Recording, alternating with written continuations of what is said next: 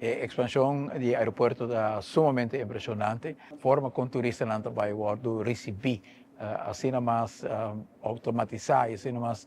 bonita e eficiente, naturalmente está uma contribuição grande no serviço que nós vai dar ao turista e está fortalecer a sua posição também. Dentro aqui, nós podemos também recorrido de gente de forma com maleta na bordo processar totalmente automatizado. Depois me recorda o qual mi Roman Heni, tempo que estava primeiro-ministro, e busca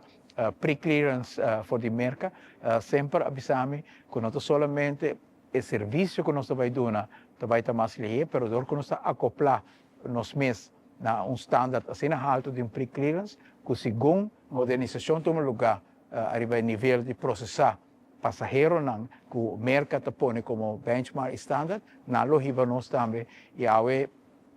em TPWAC, pero su pensamento arriba que está o valor adicional de pre-clearance que praticamente põe-nos em posição com nós mestre banda de expandir nos aeroportos, candidatos e turistas que chegam a Aruba, ajuda-nos, empurra-nos para chegar a outro nível. Então, me recordo também dicho de presidente Kennedy, dia que ele disse que before the end of this decade we want to put a man on the moon. Ele disse não somente o ponimento de man on the moon e tour, lo qual é que significa para ciência, pero simplesmente energia que também cresce junto para make it possible, também assim que o mercado vai conhecer desenvolvimento grande, acoplar na meta grande aqui que praticamente a criar Silicon Valley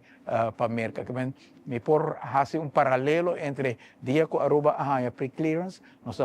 acoplar-nos mesmo na standard e nível que sigue guia Aruba de nível mais alto.